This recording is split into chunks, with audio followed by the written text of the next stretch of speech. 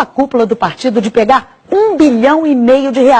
Vamos ver os 8 denunciados? Olha só, o ex-presidente Lula aparece na denúncia como chefe e grande idealizador do esquema. E em seguida, a ex-presidente Dilma Rousseff vem como a grande negociadora na compra de apoio junto com os ex-ministros Antônio Palocci, Guido Mantega, Edinho Silva e Paulo Bernardo.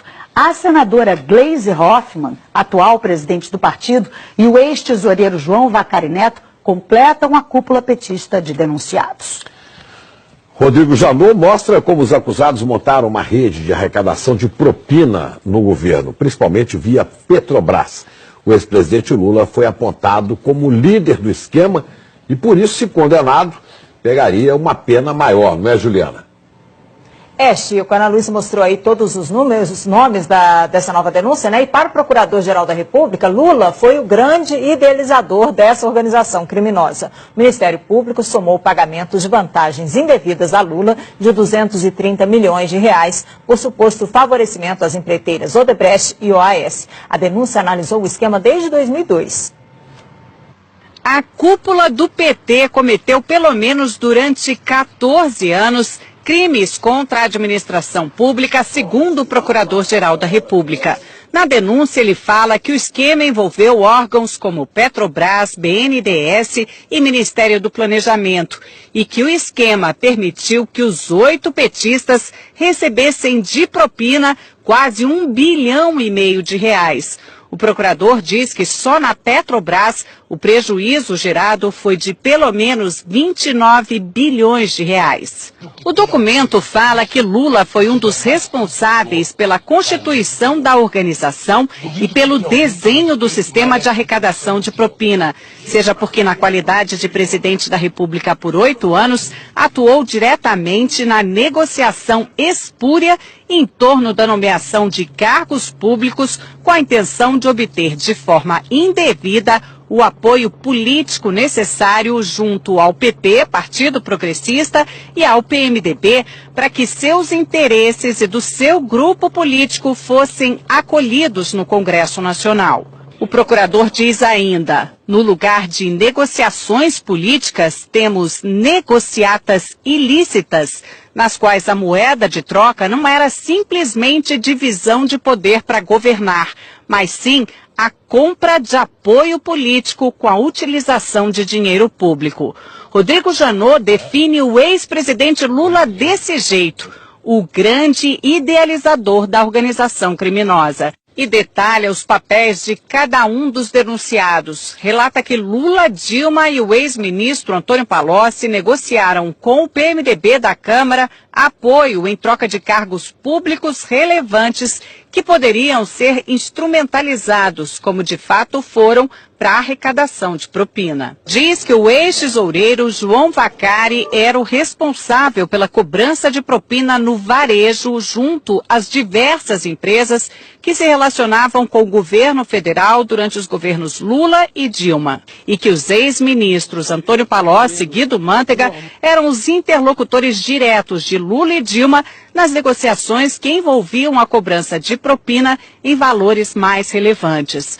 A senadora e hoje presidente nacional do PT, Gleisi Hoffmann, e o ex-ministro Paulo Bernardo, segundo a denúncia, não apenas davam suporte ao esquema ilícito montado, como também operaram diretamente a cobrança de propina no Ministério do Planejamento. Diz ainda que Gleisi foi uma das mais beneficiadas nos esquemas ilícitos mantidos pela organização criminosa na Petrobras, no Ministério do Planejamento, junto ao Odebrecht e a JF. O procurador fala que o ex-ministro, hoje prefeito de Araraquara, Edinho Silva, teve uma participação mais relevante na organização na qualidade de coordenador da campanha presidencial de Dilma de 2014, quando substituiu Vacari na missão de arrecadar valores ilícitos em benefício daquela campanha. E afirma que a ex-presidente Dilma integrou a organização desde 2003, quando assumiu a convite de Lula o Ministério de Minas e Energia. A denúncia afirma que desde ali contribuiu decisivamente para que os interesses privados negociados em troca de propina pudessem ser atendidos, especialmente no âmbito da Petrobras, da qual foi presidente do Conselho de Administração entre 2003 e 2010.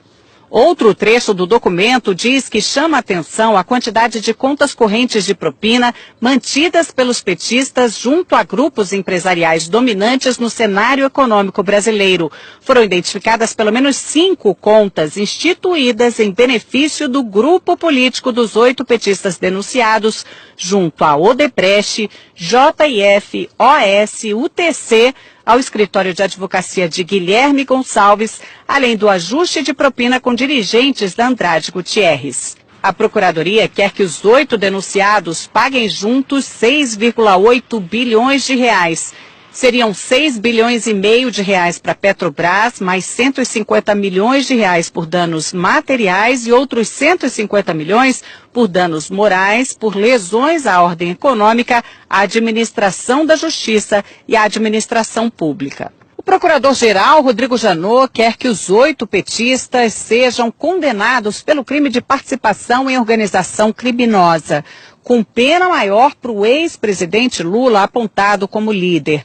Apesar de nem todos terem foro privilegiado, como Gleice Hoffmann é senadora, essa denúncia foi feita aqui no Supremo. Agora, cabe ao ministro Luiz Edson Fachin, relator da Lava Jato, notificar os denunciados para que eles apresentem a defesa, para então levar o caso até a segunda turma aqui do tribunal, que vai decidir se eles viram ou não réus. Dos 8 denunciados, só os ex-ministros Edinho Silva e Guido Mantega ainda não são réus na Lava Jato.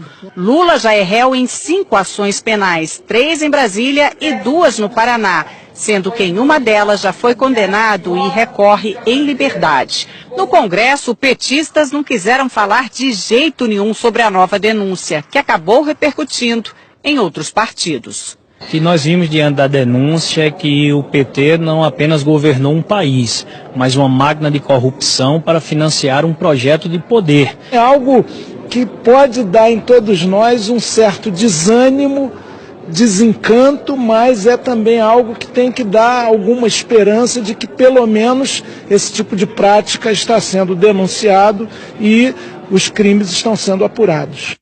A assessoria de Dilma Rousseff diz que não foram apresentadas provas ou indícios de materialidade de crime e que a denúncia não tem fundamento e que caberá ao Supremo garantir direito de defesa e rejeitar a denúncia. O ex-presidente Lula disse que não conhece o teor da denúncia, que esse é mais um exemplo de mau uso das leis para persegui-lo, que não praticou qualquer crime, muito menos participou de uma organização criminosa. Afirmou que a denúncia é uma ação política. A defesa de Paulo Bernardo afirmou que não teve conhecimento da denúncia. Gleice Hoffmann afirmou que a denúncia não tem qualquer fundamento. A defesa de João Vacari Neto declarou que a denúncia é totalmente improcedente. A defesa de Guido Mantega afirmou que é no mínimo contraditório que a Procuradoria-Geral da República resolva oferecer denúncia, usando como prova basicamente a palavra de delatores, num dia em que o Brasil se depara com a disposição de delatores à dissimulação. Edinho Silva afirmou que sempre agiu de forma ética e legal.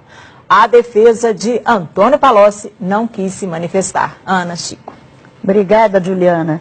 Os valores da propina impressionam demais. 1,5 bilhão de reais é dinheiro que não acaba. A gente vai a Brasília conversar com Alexandre Garcia. Alexandre, os valores são inacreditáveis, né? Pois é, as pessoas comuns não fazem ideia do que seja 1,5 bilhão, né? 1,5 bilhão atribuídos pela Procuradoria-Geral da República a 8 pessoas. Mas é mais ou menos como multiplicar aquele apartamento banco do Gedel por 30 vezes o que foi contado ontem na Bahia. E Janot, que confessou ter agido por medo e não por coragem, né, ao reagir às novas revelações envolvendo o procurador Marcelo Miller e a JBS, e que parecia atingido por uma flechada de Joesley, mostrou que ainda tem flechas e alvejou ontem, como a gente viu aí, uma parte do esquema petista, né, desde ex-presidente da República até a presidente do partido. Reagiu E não se sabe se já usou todas as flechas ou ainda haverá mais bambu nesses 10 dias depois de homologada a colaboração premiada do doleiro do PMDB, Lúcio Funaro. Olha, aquele apartamento emprestado na Bahia cheio de dinheiro é um retrato